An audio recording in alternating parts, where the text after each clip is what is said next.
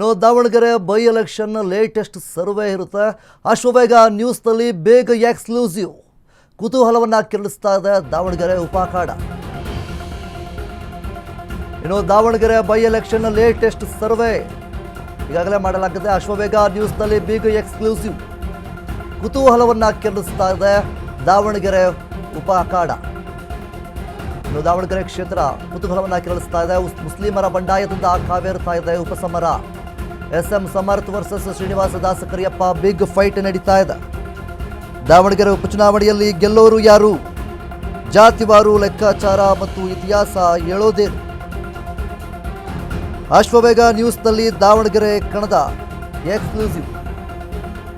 ಇನ್ನು Davanagere by election latest survey ಮಾಡಲಾಗಿದೆ. ಅಶ್ವವೇಗ ನ್ಯೂಸ್ನಲ್ಲಿ ಬೇಗ ಎಕ್ಸ್ಕ್ಲೂಸಿವ್ ಕುತೂಹಲವನ್ನು ಕೆರಳಿಸ್ತಾ ಇದೆ ದಾವಣಗೆರೆಯ ಉಪಾಖಾಡ. ಮುಸ್ಲಿಮರ ಬಂಡಾಯದಿಂದ ಕಾವೇರ್ತಾ ಇದೆ ಉಪಸಮರ. ಒಂದು ಕಡೆ SM ಸಮರ್ಥ್, ಇನ್ನೊಂದು ಕಡೆ ಶ್ರೀನಿವಾಸ ದಾಸ ಕರಿಯಪ್ಪ, ಇವರಿಬ್ಬರ ಮಧ್ಯೆ ಬಿಗ್ ಫೈಟ್ ಶುರುವಾಗಿದೆ. ದಾವಣಗೆರೆ ಉಪಚುನಾವಣೆಯಲ್ಲಿ ಗೆಲ್ಲೋದಾದ್ರೂ ಯಾರು, ಜಾತಿವಾರು ಲೆಕ್ಕಾಚಾರ ಅಥವಾ ಇತಿಹಾಸ ಹೇಳೋದಾದ್ರೂ ಏನು?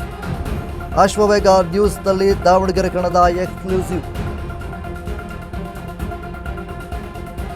ಇನ್ನು ದಾವಣಗೆರೆ ಕ್ಷೇತ್ರದಲ್ಲಿ, ದಾವಣಗೆರೆ ದಕ್ಷಿಣ ಕ್ಷೇತ್ರದಲ್ಲಿ ಬೈ ಎಲೆಕ್ಷನ್ ಕಾವು ರಂಗೇರ್ತಾರ ಇದೆ.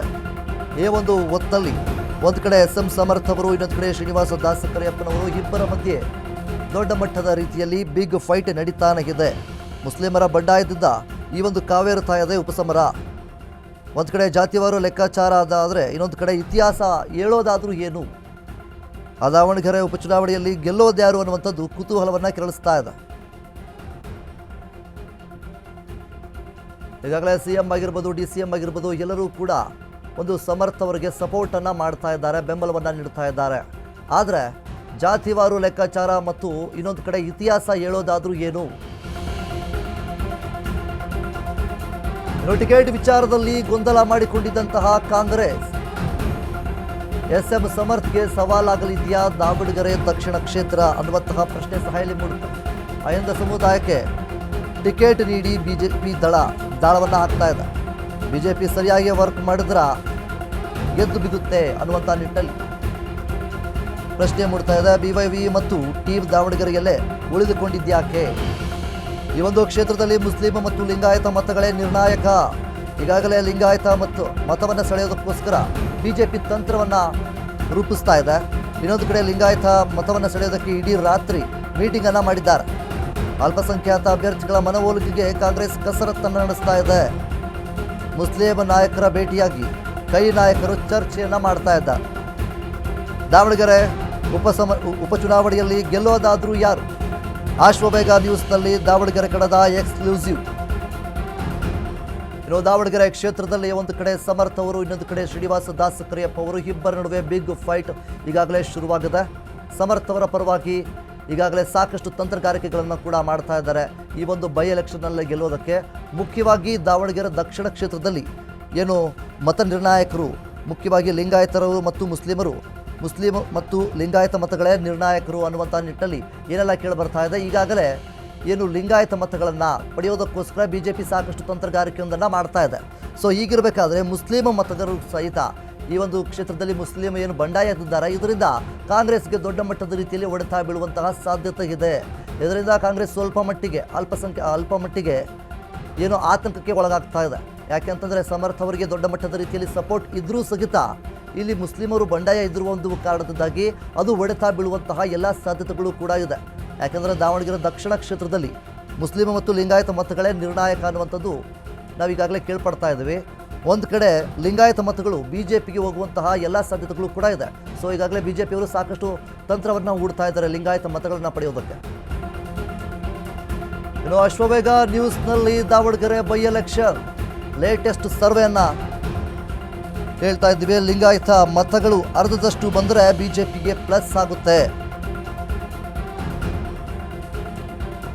SDA ಮತಗಳು ಕಂಪ್ಲೀಟ್ BJP ಕಡೆ ವಾಲುವ ಸಾಧ್ಯತೆ ಇದೆ ಅನ್ನಲಾಗ್ತಾ ಇದೆ. ಒಂದು ಕಡೆ ಕ್ಷೇತ್ರದಲ್ಲಿದೆ ನಾಯಕ ಸಮುದಾಯದ ಸುಮಾರು 21,000 ಮತ. ಈಗಾಗಲೇ ಇದಕ್ಕೆ ವಿನಯ್ ಕಾರಣ ಮತ್ತು ಕುರುಬರ ಮತಗಳು ಛಿದ್ರವಾಗುವ ಎಲ್ಲ ಸಾಧ್ಯತೆ ಇದೆ. ನಗರ ಭಾಗದಲ್ಲಿರೋ ಕುರುಬರ ಮತ ಕಾಂಗ್ರೆಸ್ಗೆ ಬಿದ್ದರೆ ಗ್ರಾಮೀಣ ಭಾಗದ ಕುರುಬರ ಮತ ಬಿಜೆಪಿ ಪಾಲಾಗುವ ಸಾಧ್ಯತೆ ಇದೆ. ಇನ್ನು ಗ್ರಾಮೀಣ ಭಾಗದ ಕುರುಬರ ಮತ ಬಿಜೆಪಿಗೆ ಪಾಲಾಗುವಂತಹ ಎಲ್ಲ ಸಾಧ್ಯತೆಗಳು ಕೂಡ ಇಲ್ಲಿ ಕೇಳಿಬರ್ತಾ ಇದೆ. ಇನ್ನು ಗ್ರಾಮೀಣ ಭಾಗದಲ್ಲಿ 36 ಹಳ್ಳಿಗಳಲ್ಲಿವೆ ಕುರುಬರ ಮತಗಳು. ಗ್ರಾಮೀಣ ಭಾಗದಲ್ಲಿ ಈಗಾಗಲೇ 36 ಹಳ್ಳಿಗಳಲ್ಲಿ ಕುರುಬರ ಮತ ಇದೆ. ಸೊ ಅಲ್ಪಸಂಖ್ಯಾತ ಮತಗಳನ್ನ ಪೈಕಿ 70% ಕಾಂಗ್ರೆಸ್ಗೆ ಬೀಳಬಹುದು ಎನ್ನುವಂತಹ ಸಾಧ್ಯತೆ ಕೂಡ ಇದೆ.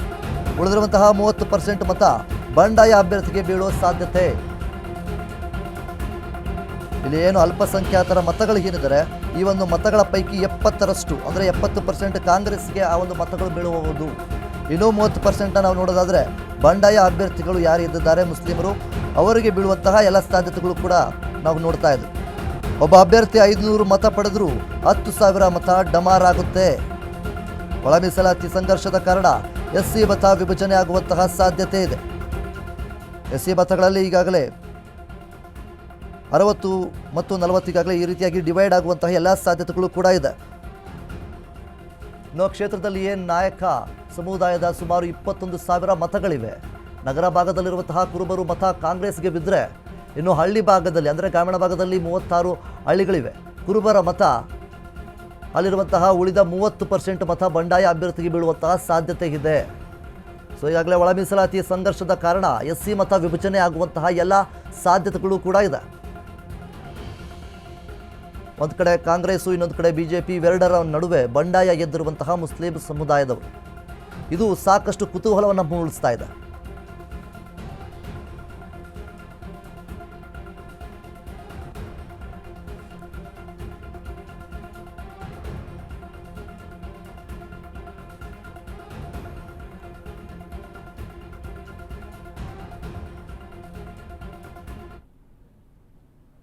ಇನ್ನು ಇದ್ರ ಬಗ್ಗೆ ಹೆಚ್ಚಿನ ಮಾಹಿತಿ ನೀಡೋದಕ್ಕೆ ನಮ್ಮ ಪ್ರತಿನಿಧಿ ದೀಪಾ ಅವರು ನೇರ ಸಂಪರ್ಕದಲ್ಲಿದ್ದಾರೆ. ದೀಪಾ, ಮುಖ್ಯವಾಗಿ ಈ ಒಂದು ದಾವಣಗೆರೆ ಕ್ಷೇತ್ರ ಸಾಕಷ್ಟು ರಂಗೇರ್ತಾ ಇದೆ. ಮುಖ್ಯವಾಗಿ ಇಲ್ಲಿ ಲಿಂಗಾಯತ ಮತ್ತು ಮುಸ್ಲಿಮರೇ ನಿರ್ಣಾಯಕರು ಅನ್ನುವಂತಹ ಮಾತುಗಳನ್ನು ಕೂಡ ನಾವು ಕೇಳ್ಪಡ್ತಾ ಇದ್ದೀವಿ. ಒಂದು ಕಡೆ ಸಮರ್ಥ ಅವರು, ಇನ್ನೊಂದು ಕಡೆ ಶ್ರೀನಿವಾಸ್ ದಾಸ್ ಕರಿಯಪ್ಪ ಅವರು, ಇವರೆಲ್ಲರ ಮಧ್ಯೆ ಬಂಡಾಯ ಎದ್ದಿರುವಂತಹ ಮುಸ್ಲಿಮರು. ಅಲ್ಲಿ ಇನ್ನೂ ಏನೆಲ್ಲ ನಡೀತಾ ಇದೆ, ಯಾವ ಥರ ಸಿಚುವೇಶನ್ ಇದೆ? ವಿನೋದ್, 2 ಕ್ಷೇತ್ರಗಳ ಉಪಚುನಾವಣೆಯಲ್ಲಿ ಹೆಚ್ಚು ಸದ್ದು ಮಾಡ್ತಾ ಇರುವಂತಹ ಕ್ಷೇತ್ರ ದಾವಣಗೆರೆ ದಕ್ಷಿಣ. ಸಹಜವಾಗಿ ದಾವಣಗೆರೆ ದಕ್ಷಿಣ ಸದ್ದು ಮಾಡೋದಕ್ಕೂ ಕೂಡ ಒಂದಿಷ್ಟು ಗೊಂದಲಗಳು, ಒಂದಿಷ್ಟು ಸಮಸ್ಯೆಗಳು ಟಿಕೆಟ್ ಹಂಚಿಕೆ ಮೊದಲೇ ಸೃಷ್ಟಿಯಾಗಿತ್ತು. ಪ್ರಮುಖವಾಗಿ ಯಾರಿಗೆ ಟಿಕೆಟ್ ಕೊಡಬೇಕು ಅನ್ನುವಂತಹ ನಿಟ್ಟಿನಲ್ಲೂ ಕೂಡ ಒಂದಿಷ್ಟು ಗೊಂದಲ ಆಗಿತ್ತು. ಗದ್ದಲಗಳಾಯಿತು. ನಾಯಕರುಗಳ ನಡುವೆ ಮನಸ್ಸುಗಳ ನಡುವೆ ವೈಮನಸ್ಸು ಶುರುವಾಯಿತು. ಎಲ್ಲವೂ ಕೂಡ ಆಯಿತು. ಕೊನೆಗೆ ಕುಟುಂಬಕ್ಕೆ ಮಣೆ ಹಾಕುವಂತಹ ಕೆಲಸವನ್ನ ಹೈಕಮಾಂಡ್ ನಾಯಕರು ಮಾಡಿದ್ರು. ಕಾರಣ, ಬಾಗಲಕೋಟೆಯಲ್ಲೂ ಕೂಡ ಮೇಟಿಯವರ ಕುಟುಂಬಕ್ಕೆ ಟಿಕೆಟ್ ಕೊಡಲಾಗಿದೆ. ಅದರಂತೆ ಕನಿಕರದ ಆಧಾರದ ಮೇಲೆ ಇಲ್ಲೂ ಕೂಡ ಕುಟುಂಬಕ್ಕೆ ಟಿಕೆಟ್ ಕೊಡ್ತೇವೆ ಅನ್ನುವಂತಹ ಮಾತುಗಳನ್ನು ಹೇಳಿ ಸಮರ್ಥ ಶಾಮನೂರ್ ಅವರಿಗೆ ಟಿಕೆಟ್ ಅನ್ನ ಕೊಟ್ಟರು. ಆದರೆ ಸಮರ್ಥ ಶಾಮನೂರ್ ಅವರ ಗೆಲುವು ಅಷ್ಟು ಸುಲಭ ಆಗೋದಿಲ್ಲ ಅನ್ನೋದಕ್ಕೆ 10 ಹಲವು ಒಂದಿಷ್ಟು ವಾತಾವರಣ ಅಲ್ಲಿ ಸೃಷ್ಟಿಯಾಗಿದೆ. ಪ್ರಮುಖವಾಗಿ ಆ ಭಾಗದಲ್ಲಿ ಅಂದರೆ ದಾವಣಗೆರೆ ದಕ್ಷಿಣದಲ್ಲಿ ನಿರ್ಣಾಯಕ ಮತಗಳು ಲಿಂಗಾಯತ ಮತ್ತು ಅಲ್ಪಸಂಖ್ಯಾತ ಮತಗಳು. ಕಾಂಗ್ರೆಸ್ ಒಂದು ಅಂದ್ಕೊಂಡಿರುವಂತಹದ್ದು ಅಷ್ಟು ಅಲ್ಪಸಂಖ್ಯಾತ ಮತ ಮತ್ತು ಲಿಂಗಾಯತ ಮತಗಳು ಕಾಂಗ್ರೆಸ್ಗೆ ಬೀಳುತ್ತೆ ಅನ್ನುವಂಥದ್ದು. ಆದರೆ ಪರಿಸ್ಥಿತಿ ಆ ಭಾಗದಲ್ಲಿ ಹಂಗಿಲ್ಲ ಅನ್ನೋದಕ್ಕೆ ಅನೇಕ ಉದಾಹರಣೆಗಳು, ಅನೇಕ ಸಾಕ್ಷಿಗಳಿವೆ. ಪ್ರಮುಖವಾಗಿ ಅಲ್ಪಸಂಖ್ಯಾತ ಮತವನ್ನು ನಾವು ಒಂದಿಷ್ಟು ವಿಶ್ಲೇಷಣೆಯನ್ನು ಮಾಡ್ತಾ ಹೋದರೆ ಸುಮಾರು 70ರಿಂದ 80 ಸಾವಿರ ಅಲ್ಪಸಂಖ್ಯಾತ ಮತಗಳು ಆ ಭಾಗದಲ್ಲಿ ಇದೆ. ಆದರೆ ಈ ಬಾರಿ ಏನು ಶಾಮನೂರು ಶಿವಶಂಕರಪ್ಪನವರು ಕಳೆದ ಬಾರಿ ಚುನಾವಣೆಗೆ ನಿಂತಹ ಸಂದರ್ಭದಲ್ಲಿ ಮುಂಬರುವಂತಹ ಚುನಾವಣೆಗೆ ತಮ್ಮ ಸಮುದಾಯಕ್ಕೆ ನಾವು ಟಿಕೆಟ್ ಅನ್ನು ಕೊಡ್ತೇವೆ ಅನ್ನುವಂತಹ ಮಾತುಗಳನ್ನ ಹೇಳಿದ್ರು ಅನ್ನುವಂತಹದ್ದು ಅಲ್ಪಸಂಖ್ಯಾತ ಸಮುದಾಯದ ಮಾತಾಗಿದೆ. ಹಾಗಾಗಿ ಈ ಬಾರಿ ಅವರು ಕಾಲವಾದಂತಹ ನಂತರದಲ್ಲಿ ನಮಗೆ ಟಿಕೆಟ್ ಕೊಡಬೇಕು ಅನ್ನುವಂತಹ ಪಟ್ಟಿಡಿದ್ರು. ಆದರೆ ಆ ಪಟ್ಟು ಯಾವುದೇ ಕಾರಣಕ್ಕೂ ಕೂಡ ಅಂದರೆ ಹೈಕಮಾಂಡ್ ಅದಕ್ಕೆ ಮನವೊಲಿಕೆ ಆಗಲಿಲ್ಲ. ಕೊನೆಗೆ ಇವರಿಗೆ ಟಿಕೆಟ್ ಕೊಟ್ಟಂತಹ ಹಿನ್ನೆಲೆಯಲ್ಲಿ ಅಷ್ಟೂ ಅಲ್ಪಸಂಖ್ಯಾತರ ಪೈಕಿ ಸುಮಾರು 25ಕ್ಕೂ ಹೆಚ್ಚು ಜನ ನಾಮಿನೇಷನ್ ಅನ್ನು ಹಾಕಿದ್ದಾರೆ. ಅದರಲ್ಲಿ ಕೆಲವೊಂದಿಷ್ಟು ಜನ ವಾಪಸ್ ತೆಗೆದುಕೊಂಡ್ರೆ ಮತ್ತೊಂದಿಷ್ಟು ಜನರ ನಾಮಪತ್ರ ಹಾಗೇ ಉಳಿದಿದೆ. ಸುಮಾರು 15ಕ್ಕೂ ಹೆಚ್ಚು ಜನ ಅಲ್ಲಿ ಅಲ್ಪಸಂಖ್ಯಾತರು ನಾಮಿನೇಷನ್ ಫೈಲ್ ಮಾಡಿರೋದ್ರಿಂದ ಒಬ್ಬರಿಗೆ 500 ಮತ ಡಿವೈಡ್ ಆದರೂ ಕೂಡ ಸುಮಾರು 10ರಿಂದ 15 ಸಾವಿರದಷ್ಟು ಮತ ಅಲ್ಲಿ ಡಿವೈಡ್ ಆಗುತ್ತೆ. ಇದರ ಜೊತೆಗೆ ಮತ್ತೊಂದು ವಿಚಾರ ಏನು ಅಂತಂದ್ರೆ, ಲಿಂಗಾಯತರ ಪೈಕಿ ಅನೇಕರು ಕಾಂಗ್ರೆಸ್ಗೆ ಆಗ್ತಾರೆ ಅನ್ನುವಂತಹದ್ದಿಲ್ಲ. ಸುಮಾರು 60ಯಿಂದ 70% ಕಾಂಗ್ರೆಸ್ಗೆ ಮತ ಬಂದ್ರೆ ಉಳಿದಂತಹ 30% ಬಿಜೆಪಿಗೆ ಹೋಗುತ್ತೆ. ಯಾಕಂದ್ರೆ ಸಾಂಪ್ರದಾಯಿಕ ಮತಗಳು ಒಂದಿಷ್ಟು ಬಿಜೆಪಿಯ ಕಡೆ ಇದೆ. ಇದರ ಜೊತೆಗೆ ನಿನ್ನೆ ಇವತ್ತು 2 ದಿನಗಳ ಕಾಲ BSY ಅಲ್ಲೇ ಉಳ್ಕೊಂಡಿದ್ದಾರೆ. ಇದೇ ಮತಗಳನ್ನ ತಮ್ಮ ಕಡೆ ವಾಲಿಸ್ಕೊಳ್ಳೋದಕ್ಕೆ ಒಂದಿಷ್ಟು ತಂತ್ರಗಳನ್ನ ಮಾಡ್ತಿದ್ದಾರೆ. ರಾತ್ರಿಯೂ ಕೂಡ ಅಂದ್ರೆ ಇಡೀ ರಾತ್ರಿ ಅವರು ಒಂದಿಷ್ಟು ಮೀಟಿಂಗ್ಗಳನ್ನ ಮಾಡಿದ್ದಾರೆ. ಅಷ್ಟು ಲಿಂಗಾಯತ ಮತಗಳು ಬಿಜೆಪಿಗೆ ಬರಬೇಕು, ಅಹಿಂದ ವರ್ಗದವರಿಗೂ ಕೂಡ ಟಿಕೆಟ್ ಕೊಟ್ಟಿದ್ದೇವೆ, ಹಾಗಾಗಿ ಮುಂಬರುವಂತಹ ದಿನಗಳಲ್ಲಿ ಸಮುದಾಯವಾರು ಕೊಡ್ತೇವೆ ಅನ್ನುವಂತಹ ಒಂದಿಷ್ಟು ಭರವಸೆಗಳನ್ನ ನೀಡ್ತಿದ್ದಾರೆ ಅನ್ನುವಂತಹ ಮಾಹಿತಿ ಇದೆ. ಇದನ್ನ ಹೊರತುಪಡಿಸಿದ್ರೆ ಸಹಜವಾಗಿ ಅಲ್ಲಿ ಆ ಭಾಗದಲ್ಲಿ ಮರಾಠ ಮತಗಳೇನಿದ್ದಾವೆ ಆ ಎಲ್ಲವೂ ಕೂಡ ಬಿಜೆಪಿಯೇ ಪಾಲಾಗುವಂತಹ ಸಾಧ್ಯತೆಗಳಿದೆ. ಯಾಕಂದ್ರೆ ಅಲ್ಲೂ ಕೂಡ ಸಾಂಪ್ರದಾಯಿಕ ಮತಗಳಿರುವಂಥದ್ದು.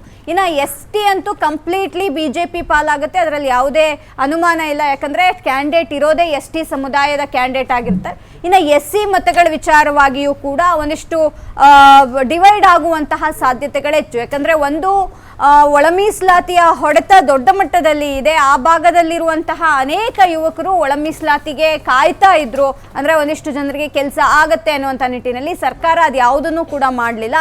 ಹಾಗಾಗಿ ಬಹುತೇಕವಾಗಿ ಏನು ಗ್ರಾಮೀಣ ಪ್ರದೇಶದಲ್ಲಿರುವಂತಹ SC ಮತಗಳು ಬಿಜೆಪಿ ಕಡೆ ವಾಲುವಂತಹ ಸಾಧ್ಯತೆಗಳಿದೆ. ಇನ್ನು ಕುರುಬ ಮತದ ವಿಚಾರವಾಗಿ ನೋಡ್ತಾ ಹೋದ್ರೆ ನಾವು 2 ವಿಚಾರ. ಒಂದು, ಸಿದ್ದರಾಮಯ್ಯ ಇದ್ರೂ ಕೂಡ ಗ್ರಾಮೀಣ ಭಾಗದಲ್ಲಿರುವಂತಹ ಅನೇಕ ಕುರುಬ ಸಮುದಾಯ ಬಿಜೆಪಿಗೆ ಮತ ಹಾಕಬೇಕು ಅನ್ನುವಂತಹ ನಿಟ್ಟಿನಲ್ಲಿ ಒಂದಿಷ್ಟು ಮ್ಯಾನಿಪ್ಯುಲೇಟೇಷನ್ ನಡೀತಾ ಇದೆ ಅನ್ನುವಂಥದ್ದು. ಯಾಕಂದ್ರೆ ಅಲ್ಲಿ GB ವಿನಯ್ ಕುಮಾರ್ ಇರೋದ್ರಿಂದ ಏನಾಗತ್ತೆ ಮುಂಬರುವಂತಹ ದಿನಗಳಲ್ಲಿ ಅನ್ನುವಂಥ ನಿಟ್ಟಿನಲ್ಲೂ ಕೂಡ, ಅಂದ್ರೆ ಅವ್ರೀಗ ಕಾಂಗ್ರೆಸ್ನಲ್ಲಿ ಮುನ್ಸ್ಕೊಂಡಿರೋದ್ರಿಂದ ಅಥವಾ ಕಳೆದ ಬಾರಿಯ ಟಿಕೆಟ್ ಕೈ ತಪ್ಪಿದ್ರಿಂದನೂ ಕೂಡ ಒಂದಿಷ್ಟು ಅವರದ್ದೇ ಆದಂತಹ ಸಂಘಟನೆಗಳನ್ನ ಕಟ್ಕೊಂಡು ಓಡಾಡ್ತಿದ್ದಾರೆ. ಹಾಗಾಗಿ ಆ ಮತಗಳು ಕೂಡ ಡಿವೈಡ್ ಆಗುವಂತಹ ಸಾಧ್ಯತೆಗಳು ಹೆಚ್ಚಿದೆ. ಇದಿಷ್ಟು ಅಲ್ಲಿರುವಂತಹ ಒಂದಿಷ್ಟು ಮತ ಡಿವೈಡೇಷನ್ ಆದರೆ ಯಾರೇ ಗೆದ್ರೂ ಕೂಡ ಕೇವಲ 5ರಿಂದ 10 ಸಾವಿರ ಅಂತರದಲ್ಲೇ ಗೆಲ್ತಾರೆ ಅನ್ನುವಂತಹದ್ದಂತೂ ಕನ್ಫರ್ಮು. ಸಮರ್ಥ್ಗೆ ಅಷ್ಟು ಸುಲಭದ ಹಾದಿಯಂತೂ ಇಲ್ಲ. ಒಂದು ಕಡೆ ಸಮುದಾಯ ಕೈ ಕೊಡ್ತಾ ಇದ್ರೆ, ಮತ್ತೊಂದು ಕಡೆ ಬಿಜೆಪಿಯವರು ಅಂಡರ್ ಗ್ರೌಂಡ್ ವರ್ಕ್ ಮಾಡ್ತಾ ಇರೋದು ಕೂಡ ಇಲ್ಲಿ ಬಿಜೆಪಿ ಅಭ್ಯರ್ಥಿಗೆ ಒಂದಿಷ್ಟು ಲಾಭ ಆಗಬಹುದು ಅನ್ನುವಂಥದ್ದು ಸ್ಥಳೀಯವಾದಂತಹ ಒಂದಿಷ್ಟು ಲೆಕ್ಕಾಚಾರ. ವಿನೋದ್, ಓಕೆ, ಥ್ಯಾಂಕ್ ಯು ದೀಪ ನಿಮ್ಮೆಲ್ಲ ವಿಶ್ಲೇಷಣೆಗಾಗಿ. ಡಯಾಬಿಟಿಸ್ಗೆ ಮೆಡಿಸಿನ್ ತಗೊಂಡು ಶುಗರ್ ಕಂಟ್ರೋಲ್ ನಲ್ಲಿದ್ದೀರಾ? ಆದ್ರೆ ಸತ್ಯ ಏನ್ ಗೊತ್ತಾ, ಅವು ರಕ್ತದ ಶುಗರ್ ಲೆವೆಲ್ ಅನ್ನ ಕಡಿಮೆ ಮಾಡ್ತವೆ ನಿಜ, ಆದ್ರೆ ದೀರ್ಘಕಾಲದವರೆಗಲ್ಲ. ಹೃದಯ, ನರಮಂಡಲ, ಕಿಡ್ನಿ, ಲಿವರ್ ಮೇಲೆ ಒತ್ತಡ ಬೀರುತ್ತೆ. ಒಂದ್ ಹೋಗಿ ಇನ್ನೊಂದಾಗುತ್ತೆ. ಮೆಹಾಟೋನ್ ಕೇರಳದ ಆಯುರ್ವೇದ ಫಾರ್ಮುಲೇಷನ್. ಇದು ಶುಗರ್ ಮಾತ್ರ ಕಂಟ್ರೋಲ್ ಮಾಡಲ್ಲ, ಇಡೀ ಮೆಟಾಬಾಲಿಕ್ ಬ್ಯಾಲೆನ್ಸ್ ಅನ್ನೇ ರಿಪೇರಿ ಮಾಡಿಬಿಡುತ್ತೆ. ಮೆಹಾಟೋನ್ ದೀರ್ಘಕಾಲದ ಸಹಜ ಜೀವನಕ್ಕೆ ಸಹಾಯ ಮಾಡುತ್ತದೆ.